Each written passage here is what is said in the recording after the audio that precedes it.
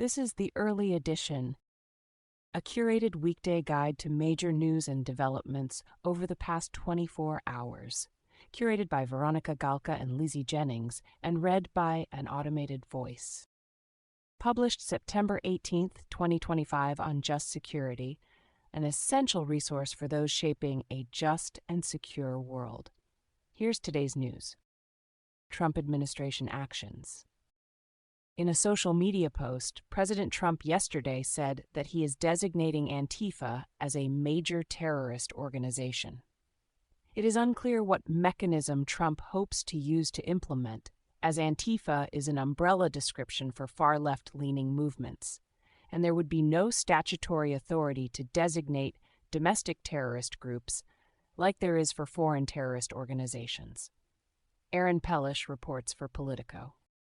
The Trump administration yesterday announced the launch of a new civics education coalition. The coalition unites the Education Department and more than 40 groups aligned with Trump's Make America Great Again movement, including the Heritage Foundation, Turning Point USA, and the America First Policy Institute. The Education Department said the initiative is dedicated to renewing patriotism, strengthening civic knowledge, and advancing a shared understanding of America's founding principles in schools. Michael C. Bender reports for the New York Times. Sequoia Carrillo reports for NPR. The White House is drawing up an executive order on political violence and hate speech, a Trump administration official indicated yesterday. According to the official, the plan could be unveiled later this week, and its specifics are still being hammered out by Trump's top advisors, including White House Deputy Chief of Staff Stephen Miller. James Oliphant and Jeff Mason report for Reuters. Defense Secretary Pete Hegseth and other military leaders are cracking down on Pentagon staffers' alleged mocking of Charlie Kirk's death. According to a congressional aide and a source close to the Pentagon, several troops have been fired or punished for social media posts that do not necessarily attack Kirk. A Defense Department official indicated that a suspension process has also been started in response to far-right influencers flagging service members they believe are making negative comments about Kirk. Paul McClary and Jack Detch report for Politico. U.S. political violence. Disney-owned ABC yesterday announced it would indefinitely suspend comedian Jimmy Kimmel's late-night show. On Monday, Kimmel criticized the MAGA gang as desperately trying to characterize this kid who murdered Charlie Kirk as anything other than one of them, and doing everything they can to score political points from it, with his remarks drawing sharp reactions from conservatives. In a podcast episode released yesterday, Federal Communications Commission Chair Brendan Carr implied that the FCC could suspend ABC's broadcast licenses if it does not take action on Kimmel. John Koblin, Michael M. Grinbaum, and Brooks Barnes report for the New York Times. Jacob Wendler reports for Politico. House Oversight and Government Reform Committee Chair Representative James Comer, RKY, yesterday asked the CEOs of Discord, Steam, Twitch, and Reddit to testify about the radicalization of online forum users at an October 8th hearing following the assassination of Charlie Kirk. David Shepardson reports for Reuters. House members will be allowed $10,000 per month to cover personal security costs in the wake of Kirk's assassination, twice the funding currently available under a pilot program created this summer to boost member security, House leaders announced yesterday. Catherine Tully McManus and Jennifer Schultes report for Politico. A GOP resolution to censure Representative Ilhan Omar, Democrat of Minnesota, over comments and a social media repost she made on Charlie Kirk's death failed yesterday. Republican Representatives Corey Mills of Florida, Jeff Hurd of Colorado, Tom McClintock of California, and Mike Flood of Nebraska joined Democrats to defeat the measure in a 214-213 vote. Katie Steck-Farrick and Jasmine Lee report for The Wall Street Journal. Russian, Iranian, and Chinese state media have mentioned Charlie Kirk over 6,200 times between September 10th and September 17th, according to a social media analytics tool used by NewsGuard, a company that tracks disinformation online. All three countries framed the killing as a Western conspiracy and spread false narratives about Kirk's death, although the details of their claims differed. Stephen Lee Myers reports for the New York Times, U.S. Foreign Affairs. Trump Treasury Secretary Scott Bessent and Secretary of State Marco Rubio are scheduled to meet with Prime Minister Keir Starmer today and announce the unveiling of a £150 billion, $205 billion package of U.S. investment in the United Kingdom. Starmer is also expected to discuss foreign affairs with Trump, hoping to persuade him to take stronger action against Russia and Israel. U.S. companies that are expected to invest in the United Kingdom under the deal include Blackstone, Palantir, and Boeing. Steve Holland, Elizabeth Piper, and Andrew McCaskill report for Reuters. Sean McCreish reports for the New York Times. Charlotte Edwards and Michael Race report for BBC News. The International Monetary Fund is likely to tap Treasury Secretary Scott Bessent's Chief of Staff, Dan Katz, as the IMF's second-in-command, sources say. Katz's nomination could be announced as soon as tomorrow, the sources add. Victoria Gaida and Megan Messerly report for Politico. Some military lawyers and Defense Department officials are raising concerns about the legality of Trump's campaign of military strikes on vessels allegedly affiliated with Latin America-based drug cartels, sources say. According to the sources, the concerns relate both to the legal justification for the strikes themselves as well as legal implications of the campaign for U.S. military personnel. At least some defense officials and career military lawyers who provided their opinions on the matter to Pentagon decision-makers believe they are being ignored or deliberately sidelined, one of the sources added. Laura Seligman reports for The Wall Street Journal. U.S. Domestic Development's Health and Human Services Secretary Robert F. Kennedy Jr. described the Centers for Disease Control and Prevention as the most corrupt federal agency in the world, and said CDC staffers are horrible people who were bought by the pharmaceutical industry and were killing children and they don't care. Former CDC Director Susan Monares testified before the Senate Health, Education, Labor, and Pensions Committee yesterday. Monares also said that Kennedy said that he had spoken to the White House about replacing her if she did not commit to blanket approval to each of the recommendations made by the Advisory Committee on Immunization Practices.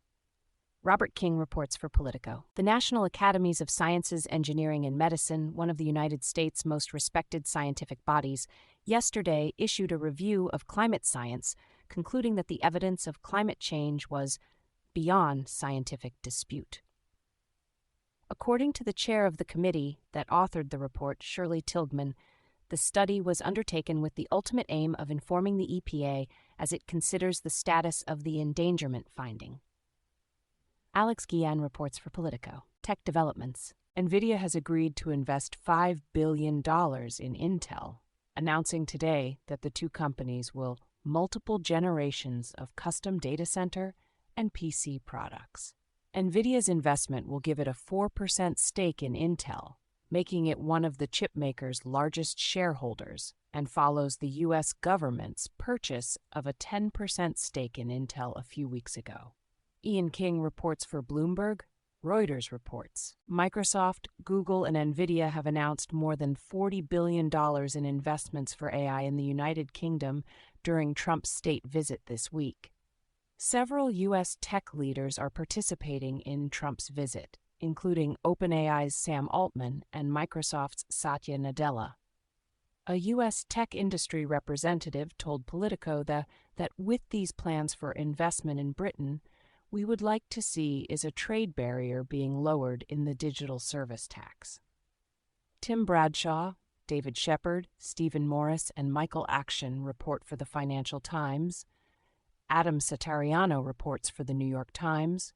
Tom Bristow and Aaron Mack report for Politico. China's State Administration for Market Regulation is dropping its antitrust probe into Google, two sources told the Financial Times. The sources say this is a tactical decision to focus on NVIDIA as a point of leverage in U.S.-China trade talks while sending a positive sign to Washington by dropping its investigation into Google.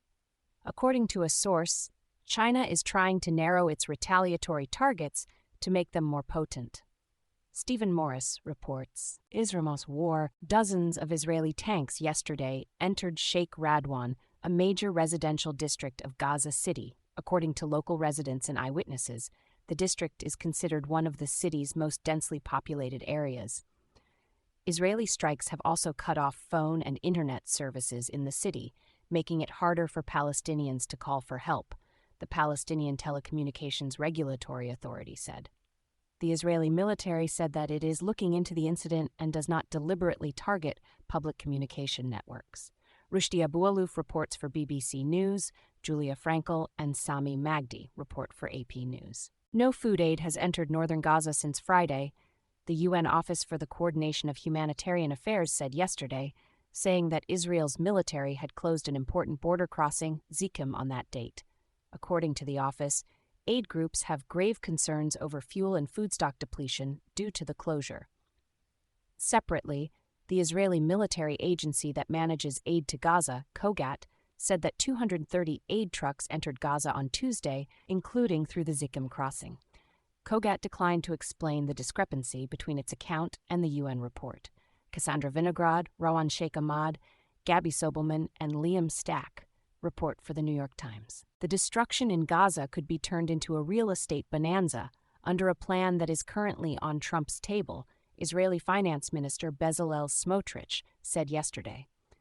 Smotrich also said that he has started negotiations with the Americans because Israel paid a lot of money for this war, so we need to divide how we make a percentage on the land marketing later in Gaza. Babak Degan-Piché and Omer Bekin report for NBC News. The Palestinian death toll in the Israel-Hamas war has now surpassed 65,000, according to Gaza's Hamas-run health ministry. Julia Frankel and Sami Magdi report for AP News. Israel-Hamas war international response. The United Kingdom will this weekend formally recognize Palestine as a state ahead of the UN General Assembly next week, The Times reports, adding that UK Prime Minister Keir Starmer is delaying an announcement on the issue until after Trump's visit concludes his state visit to Britain. Stephen Swinford reports. U.S. response. Syria's interim foreign minister Assad al-Shaibani is expected to visit Washington, D.C. today for talks on permanently lifting the remaining U.S. sanctions against Syria, lawmakers and U.S. officials say. Shaibani is expected to meet with Secretary of State Marco Rubio tomorrow, according to Axios. Barak Ravid reports. Some top-ranking U.S. diplomats working on Syria have been abruptly let go from their posts in recent days, several sources say. The diplomats who were let go reported to the U.S. Special Envoy for Syria, Tom Barrack. One of the sources said that the departures would not affect U.S. policy in Syria, while a Western diplomat suggested that the move was in part driven by a divergence in views between the staffers and Barrack on the Kurdish-led Syrian Democratic Forces and Syria's interim president Ahmed al-Sharaa. Jonathan Spicer, Suleiman al-Khalidi, and Humaira Pamuk report for Reuters. Russia-Ukraine war. 15 people have been charged with terrorism offenses in Lithuania for the detonations of explosives carried in packages by DHL and DPD from Vilnius to Germany, Poland, and the UK in July last year, Lithuanian prosecutors announced in a statement yesterday. The prosecutors said that the incidents were coordinated by individuals with links to Russian military intelligence services.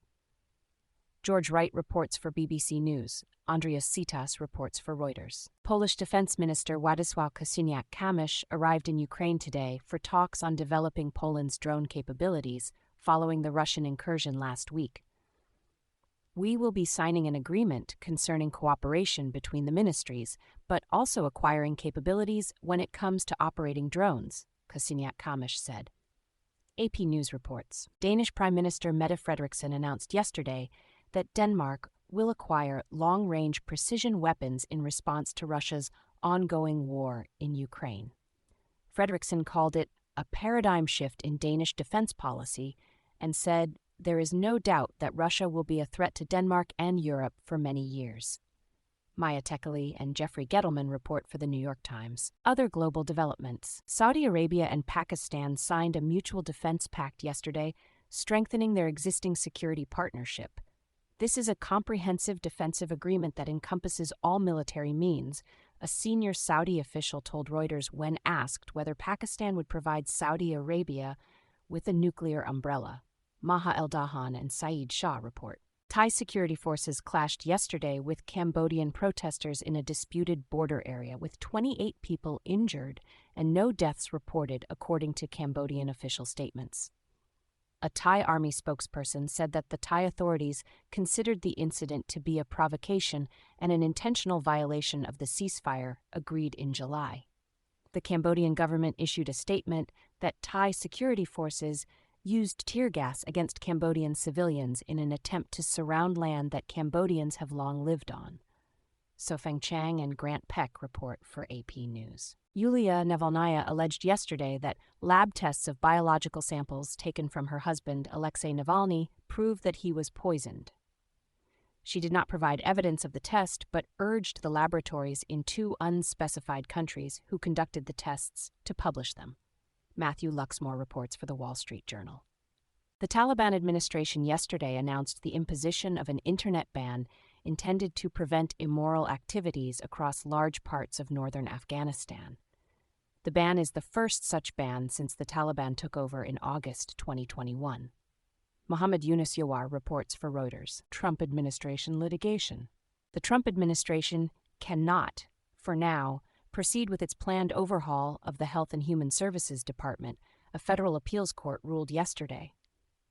The court upheld a lower court's injunction prohibiting mass firings at the agency for the duration of litigation contesting the move, and rejected the Trump administration's claim that states who sued could not show they would be irreparably harmed by the injunction being lifted.